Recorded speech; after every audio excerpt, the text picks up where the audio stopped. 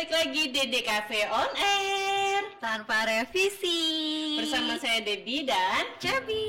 Oke, kita udah bersama Pak Fai di sini. Halo Pak Fai, selamat datang di Dede Cafe on Air. Selamat datang juga semuanya. Pak Fai mengampu mata kuliah film animasi ya Pak? Iya. Digital Design sama DKV Project Design. Dan sekarang sedang kuliah S3 dan menyelesaikan tesisnya ya. Iya, tentang industri animasi di Shanghai University. Wow, keren. So proud. Keren banget. Iya, jadi lagi rame nih ya Pak tentang AI. Iya. Aku pun sebagai desainer sebenarnya ya ada kekhawatiran gitu tentang AI. Cuman ya terbantu juga, apalagi ketika kita pernah coba waktu itu saya tuh karena kebetulan bikin desain atau pattern untuk hijab dan kain. Jadi saya nyoba tuh Pak. Iya. Temanya waktu itu floral. Terus kita ketik aja keyword floral dengan elemen ada masjid, ada terus kemudian geometrik.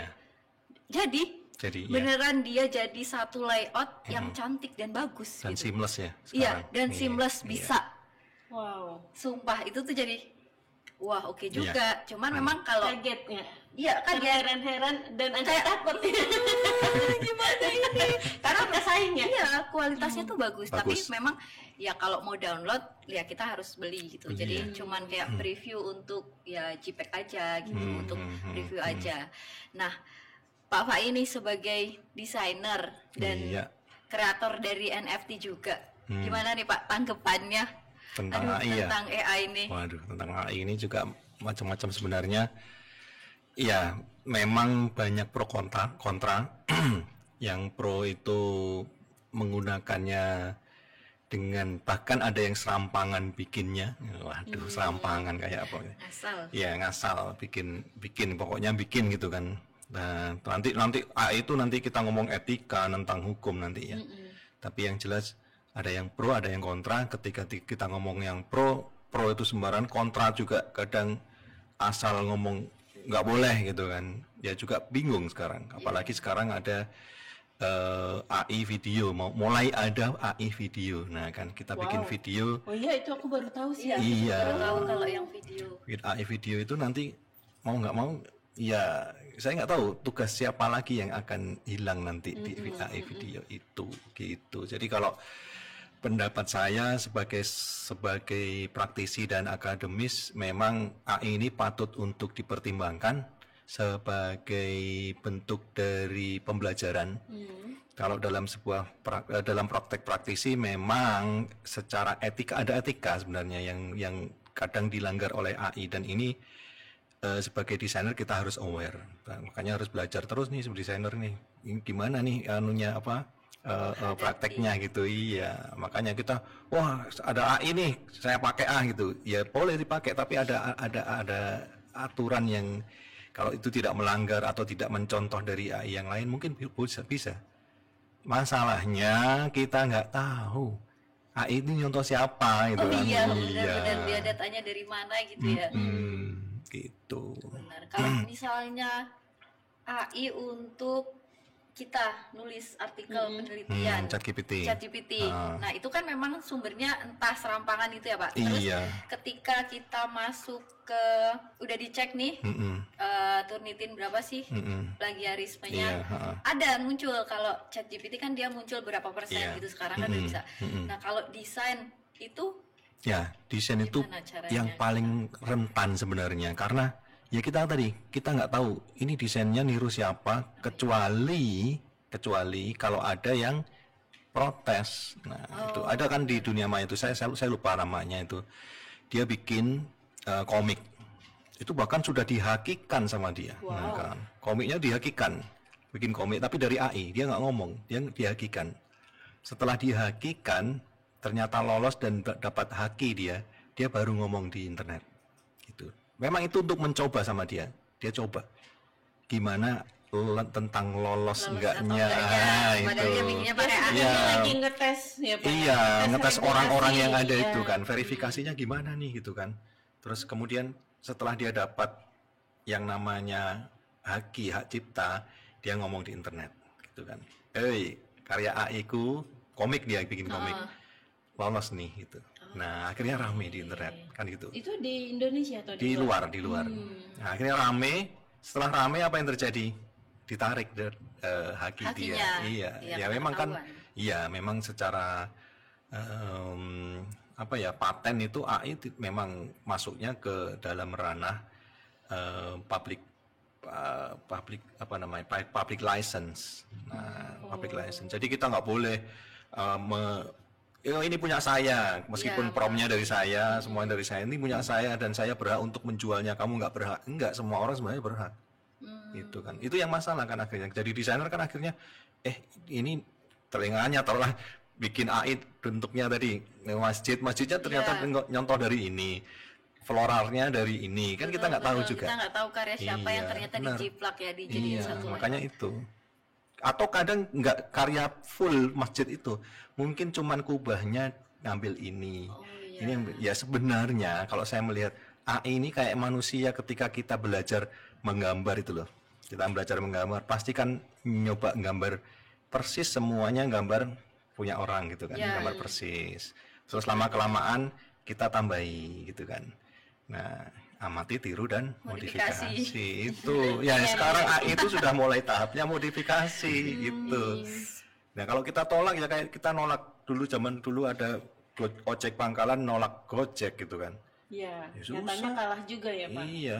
Tetap semua harus sesuai dengan perkembangan teknologi. Iya, bagaimana kita menggunakannya dengan, kalau orang ngomong wise, yes. Ya benar-benar. Belum tentu juga sebenarnya ya. Iya, makanya. Nah, Pak ini udah pernah belum nih nyoba bikin AI, terus gimana tanggapannya? Apakah kayak saya yang kayak wow, kok bisa sebagus itu? Heran. Aku pernah kok ditunjukin Pak Fai, terus aku terheran-heran banget. Iya, sampai sekarang saya masih generate AI. Nah, kan baru saya terakhir generate AI tadi malam. Karena Pak? Untuk saya jual. Ternyata itu bisa, dan ada platform yang mewadahi. Ayo sini, karya AI-mu tak jual, tak jualin gitu. Itu berarti yang saya lakukan. Ini ya Pak, menanggung. Ya bukan menanggung, mereka cuman memang karya AI itu tidak bisa ngomongnya itu karya saya gitu. Ya pokoknya ini saya yang masukin AI ini, terus saya ketika saya masukin terus ada orang lain beli, ya saya dapat royalti, dalam tanda kutip royalti paruan sama platformnya itu. Gitu. Nanti berapa saya nggak tahu, tapi yang jelas ya lumayan gitu. Setiap hari saya harus generate supaya karya portfolio AI saya itu banyak gitu. Nambah gitu. Terus. Sampai mau nyebut karya aja agak rahasia. Iya, guys ngomongnya portfolio aja lah. Iya, bingung ya. Ngomong karya nggak mungkin bingung gitu. juga. Yang ada di portfolio gitu. Nah, kalau ya tadi saya kekhawatiran sebagai desainer. Tapi kira-kira apa sih Pak yang AI itu nggak bisa niru nih sama desainer kita sebagai desainer? Hal apa yang dia nggak bisa tiru? Kalau saya ngomongnya mungkin kalau kita ngomong itu, kalau kita meniru itu bukan secara sebagai desainer ya. Kalau kita ngomong sebagai desainer nggak ada, mereka bisa semua. Wow, video aja tadi. Iya, mulai ke video ya. Ketika mesin atau komputer sudah tahu yang namanya ini bagus, ini jelek, ini kurang bagus, ini kurang menarik, berarti dia sudah tahu yang bagus yang mana, kan gitu kan? Oh iya. Dari belajar dari situ aja dia sudah tahu bahwa ini bagus, ini jelek, ini disukai, ini enggak, gitu kan? Nah dari situ dia tahu, oh ini yang disukai, berarti ini bagus. Kalau sudah mesin semacam itu, berarti dia sudah bisa. Itu. Yang nggak bisa mungkin kalau dalam tataran kehidupan mungkin lah ya, kalau dia tentang humanisme, nah itu yang nggak bisa mungkin dia kalau bereproduksi, mungkin nggak bisa dia gitu kan. Kalau kita ngomongnya tentang keseluruhan ya tentang AI. Tapi kalau ngomong tentang apa yang nggak bisa, saya juga susah. Maksudnya ya mereka kalau yang nggak bisa ya ya mungkin ke depan dia bisa bikin prompt sendiri terus generate sendiri gitu kan bisa kan. Kita tinggal nyuruh aja. Komputerku tak suruh kamu nanti sehari bikin prompt 100, sehari bikin generate gambar 1000 gitu, tak tinggal Bisa nggak dia? Bisa dong. Kemarin aku nonton berita juga itu di Jepang, dia sudah mulai bisa memperbaiki selnya sendiri. Nah kan. Horor banget ya? Iya. Aku sampai kayak apa yang harus kita lakukan gitu Pak. Dia coding aja bisa kan. Jadi mikir juga tuh, terus desainer muda, mahasiswa-mahasiswi kita itu harus gimana bertahannya ya memang akhirnya ke depan ya harus seperti apa dan apa upaya untuk bertahan Pak kira-kira Pak? Nggak ada yang jelas gini, karya manusia sama karya AI itu kadang ada orang yang ngomongnya beda, ada beda. Sekarang bedanya masih terasa ya, tapi saya nggak tahu ke depan berapa tahun lagi itu bedanya seperti apa. Kalau saya melihat karya lukis tuh, wah karyanya bagus banget, karyanya Pak Afandi gitu ya, wah karyanya bagus nih gitu kan, coret-coretannya, goresan-goresannya. Nah kalau ya dari yang mungkin AI nggak bisa itu, ketika kita ngomong ini goresannya kok putus ya, kok aneh ya, nggak mungkin ini dibuat manusia. Nah itu ketahuan gitu kan. Ya tadi tentang feel aja, mungkin tentang rasa, mungkin tentang rasa kita yang lihat gambar tuh nggak bener sih gitu, nggak cocok sih gitu ya. Ya sekarang mungkin AI yang paling kelihatan itu ketika bikin jari gitu kan. Kalau kita ngomong Midjourney gitu ya, bikin jari itu pasti dia salah gitu. Nggak tahu kenapa dia pasti bikin jari itu salah. Entah jarinya nanti 6, entah jarinya itu banyak. Iya. Kenapa ya kok bisa gitu Pak? Ya nggak tahu. Mungkin mereka masih learning kan itu, masih learning. Semakin lama ya mungkin semakin baik juga dia. Sampai saat ini jari dan kaki ya. Kalau saya ngomong kaki itu biasanya kalau saya generate hewan berkaki 4 gitu, ngerti-ngerti kok. Kucing itu ya, ngerti-ngerti ketika kucing duduk gitu ya. Oh kok ada kaki satu lagi yang kakinya hilang. Tambahan gitu. Enggak, ketambahan. Iya, ketambahan gitu. Tapi kalau kita nggak aware ya kadang nggak tahu. Gitu. Jadi ada beberapa yang AI yang sekarang masih nggak bagus lah gitu. Tapi ya tadi tinggal nunggu waktu. Iya, dia kan lama-lama bakalan lebih sempurna, lebih. Tapi berarti at least mahasiswa kita harus bekerja lebih keras untuk meningkatkan kualitas karya kalau enggak. Benar. Kalau mahasiswanya yang pinter itu kan kita yang kelabakan juga kan kalau mereka taruh bikin tugas. Nah, itu sih. Bikin tugas pakai ChatGPT gitu. Iya sih. Ayo. Iya, kitanya udah kewalahan. Saya nggak mungkin. Saya sekarang taruhlah kita ngampu berapa kelas, 2 atau lebih dari 5 kelas aja. Saya nggak mungkin nurnitin satu-satu itu kan nggak mungkin gitu kan. Nggak mungkin, nggak sanggup gitu kan. Nah terus gimana caranya? Ya bingung akhirnya. Kita juga kelabakan juga ketika ada AI. Ketika mahasiswa nulisnya semuanya pakai bantuan ChatGPT kan juga mumet kita gitu kan. Saya pun sudah jadi buku 3. Ketika saya yang belum saya launching, karena kalau saya ISBN kan berarti ini hak milik saya kan gitu. Padahal ini buku ini kebanyakan dari ChatGPT gitu. Itu yang susah. Tapi dari buku-buku yang udah Bapak buat itu, menurut Pak Fai, informasinya valid. Gitu? Valid, 100% valid. Ya, ini kalau ChatGPT itu kalau saya merefer ke kutipan, kadang dia ngawur. Nah, saya yang harus cari sendiri. Makanya AI untuk ChatGPT itu bias. Kalau menurut saya nggak tahu ya. Saya karena ChatGPT saya nggak pernah bayar untuk langganan. Mungkin yang berlangganan itu mungkin yang lebih baik atau saya nggak tahu. Tapi yang jelas ketika saya menulis, jadi saya itu kayak koreografernya gitu loh. Kayak musik itu kayak saya yang aransemen musiknya. Kamu harus gini, gini. Nah, baru jadi musik yang bagus. Tapi kalau tulisan itu serahkan semua ChatGPT, nggak terlalu bagus kalau saya. Ya kayak seadanya gitu ya Pak. Jadi pinter-pinter kita ya padu-padan kata untuk keyword biar dia ngebacanya juga. Tapi ini biasanya kita nulis itu ada bridging, jembatan logika ini, konteks yang ini dengan konteks yang ini. ChatGPT udah bisa sampai. Bisa. Oh wow. Bridging itu bisa. Tapi yang masalah itu kayak gini. Tolong ini ada kelas nih. Saya ChatGPT saya tanya, tolong kamu deskripsikan bagaimana gelas ini bisa mempengaruhi kehidupan manusia tentang kesehatan gitu. dia ngomong macam-macam tentang gelas itu bisa dipakai untuk nulis untuk minum, untuk ini, terus ini minumannya yang segelas ini supaya yang bermanfaat vitaminnya itu berapa, dia tahu semuanya itu. Serem ya. Serem. Tapi saya juga harus nulis untuk minum satu orang tuh, untuk efektif itu minum apa, terus berapa gelas sehari itu dia tahu. Saya cuma tanya itu, tapi dari situ saya harus merangkai kata-kata yang ada di ChatGPT itu supaya jadi sebuah tulisan yang bagus.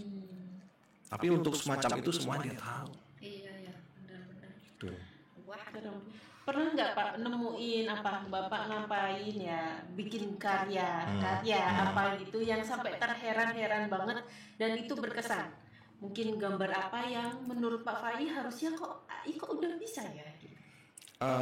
Kalau heran sih enggak, malah saya kok jadinya gini ya, kok jelek ya. Masih Iya. Sampai sekarang masih begitu Pak? Iya, karena ada beberapa yang kadang-kadang nggak serk gitu kan. Gitu. Saya sekarang lagi build konten di YouTube yang semuanya pakai AI gitu kan.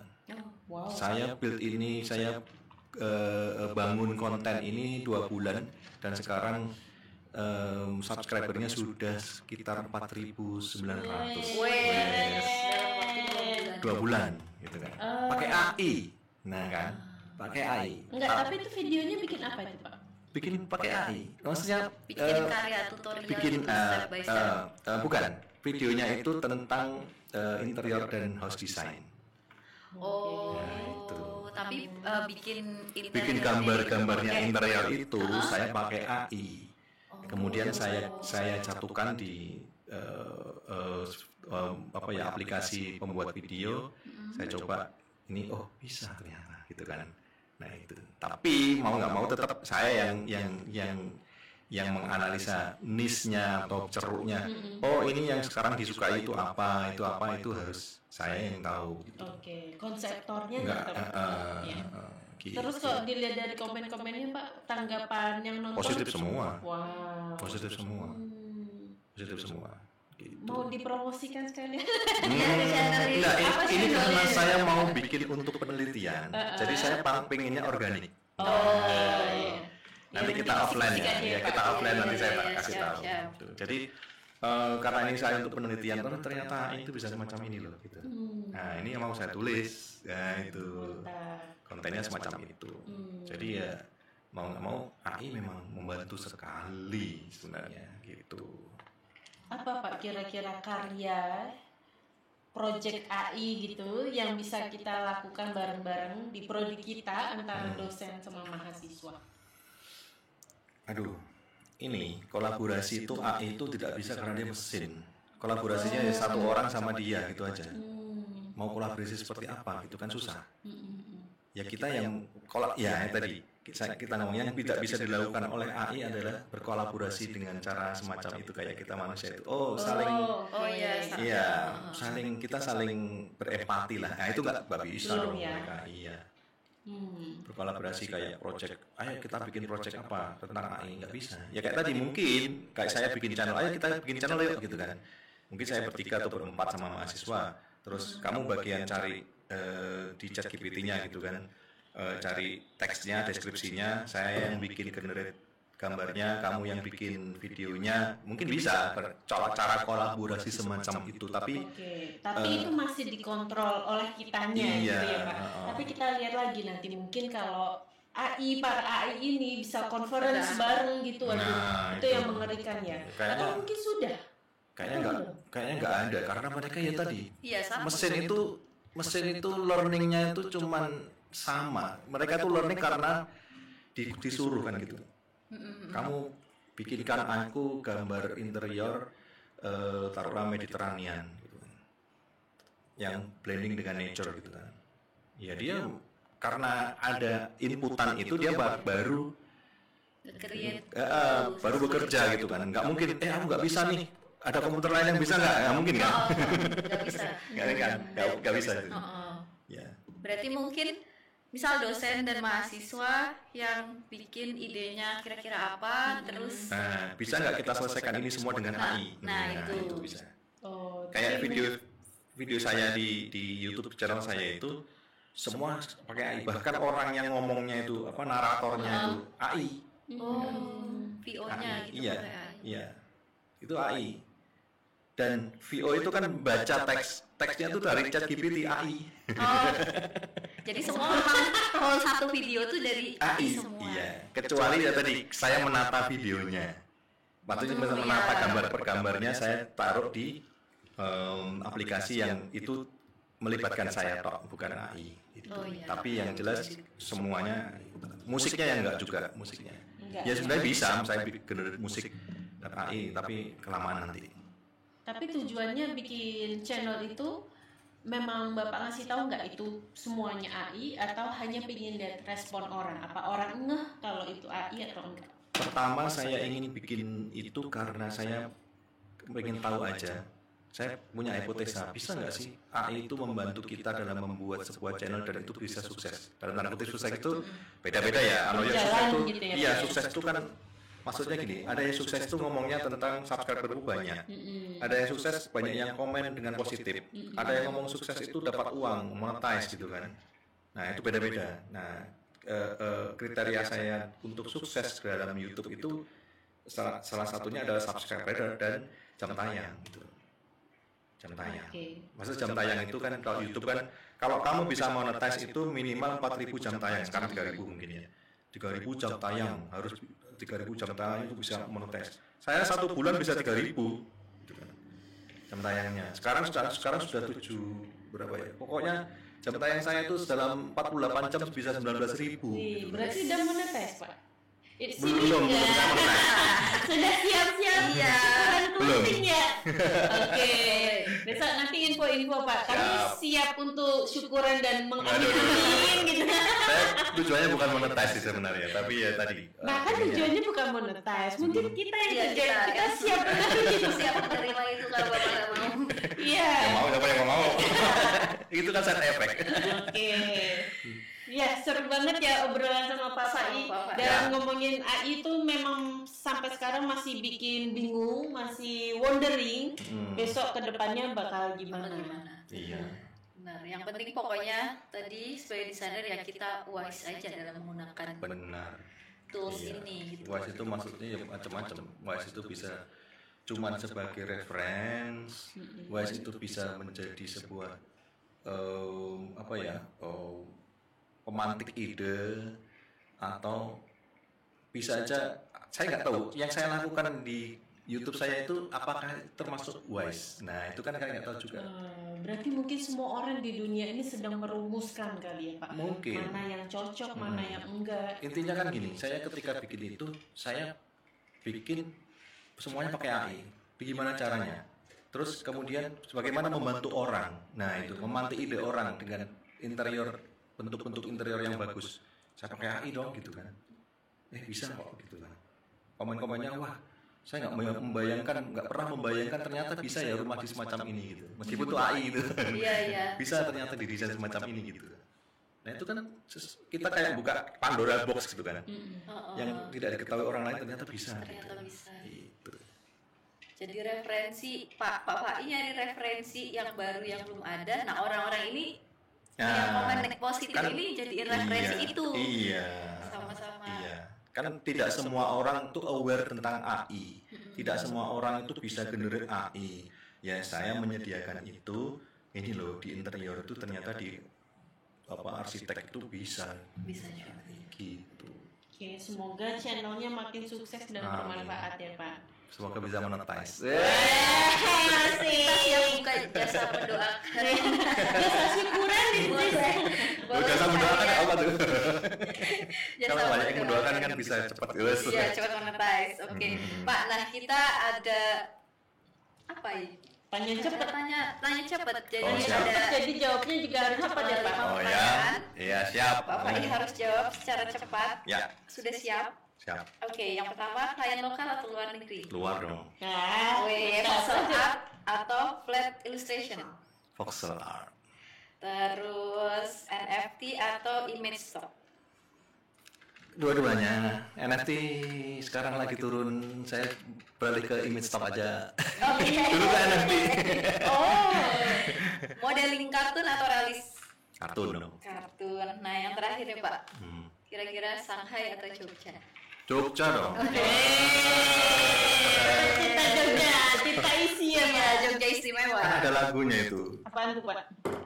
Sejauh-jauhnya apa itu ya? Saya lupa ya. Sejauh-jauhnya kita kemanapun orang Indonesia kemanapun pasti balik kok, balik kampung. Oh iya Kan benar. Lebaran mesti balik minimal. Orang jauhnya dimanapun. Orang Jawa yang ke Sumatera, orang Jawa ke Kalimantan gitu. Tapi balik kan. Nah, tetap Jogja. Kalau saya kampungnya sekarang Jogja. Juga aku udah jadi akamsi. Anak kampung isi Pak. Ya, bener. Iya, oke nah teman-teman supaya lebih jadi akamsi, nah ini ada desain stiker dari Aisyah Mazaya.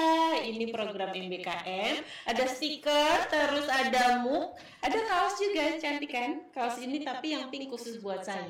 Jadi enggak diproduksi buat umum ya. Oh. Nah, nanti teman-teman kalau berminat bisa hubungin Mbak Aisyah Mazaya angkatan 2021.